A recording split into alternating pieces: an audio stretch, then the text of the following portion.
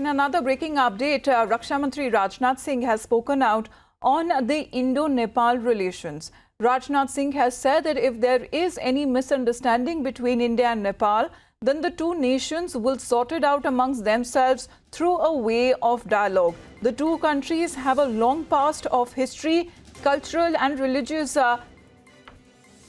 sharing of ideas as well that has been going on for several years now, and if there is any situation that arises between the two nations, that will be amicably resolved through dialogue. Bharat और नेपाल के बीच का जो रिश्ता है यह कोई सामान्य रिश्ता नहीं है। भारत और नेपाल के बीच का रिश्ता तो मेरे बहनों भाइयों यह रोटी और बेटी का हमारा यह रिश्ता है।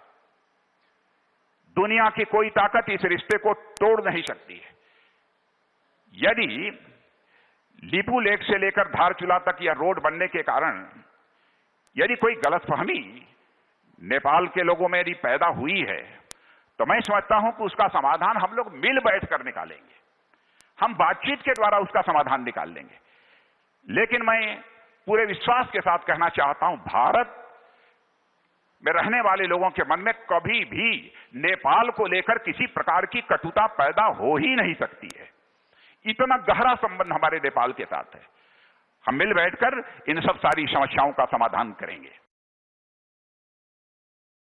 भारत और नेपाल के बीच का जो रिश्ता है यह कोई सामान्य रिश्ता नहीं है।